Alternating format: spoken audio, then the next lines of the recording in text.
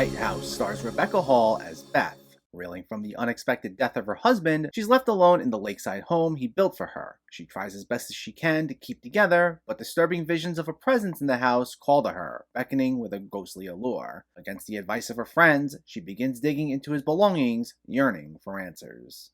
This is directed by David Bruckner, and it originally premiered at Sundance back in 2020 before finally seeing a wide release earlier this month. And while it's a supernatural horror movie, it's a little bit of a different ghost story than what we're used to, especially for a mainstream film. This isn't a movie that's primarily focused on racking up a high kill count with a vengeful spirit every 2 seconds, but instead it explores more grounded themes through a supernatural lens. While I'm one who likes just about any genre of horror, I always believe that some of the best horror stories stem from very real fears and anxieties we may have. And the things unseen from those fears and anxieties can be truly frightening. In this case, this is a deep exploration of grief, as much of the film is Beth trying to process why her husband would suddenly kill himself, and the ghostly visions she receives help put some pieces of the puzzle together, though also leading her to wonder if some questions might be better left unanswered. There are a number of things that work really well about this film, but this is first and foremost Rebecca Hall's movie. This is quite possibly one of my favorite performances of the year so far, period.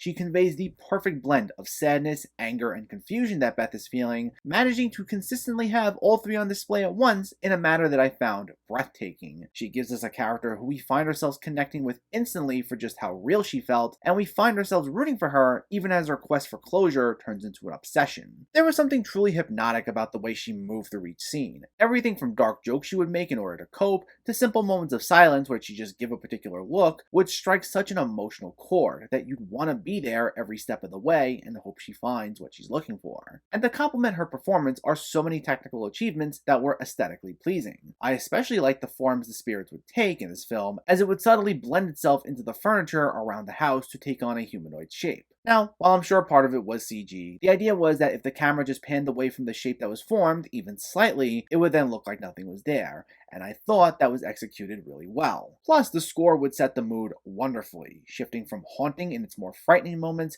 to serene in its more introspective ones. I'd say the overall feel of the film is methodical while not slow. It starts small and gradually works its way up. It starts off simply as a widow trying to gain some closure who discovers her husband's secret double life, and because of how relatable the wants and desires in this first act are, it immediately hooks us in, pulling on our heartstrings without feeling contrived. But as Beth uncovers more and more, the supernatural elements do become grander in scale, without feeling overblown or without devolving into cliches. Now, I will say, it doesn't quite answer all the questions it raises, and there are a couple of details that do feel open to interpretation, but I think it gives us plenty to work with so that we can put most of it together. And while it does veer away from some of its more grounded elements towards the very end, I still think it was presented in such a visually stunning way, while also keeping itself in check, that it won't feel tonally jarring. This is definitely a much more character-driven horror movie, though it's one that I found to be highly emotionally resonant. Despite its more restrained approach, it never feels sluggish, as it's often engaging due to its deep exploration of grief, its eerie imagery, and its chilling score, though it's especially anchored by Rebecca Hall's knockout performance, who alone makes this worth watching. If you haven't seen this one yet, you should check it out. The Night House gets an 8 out of 10.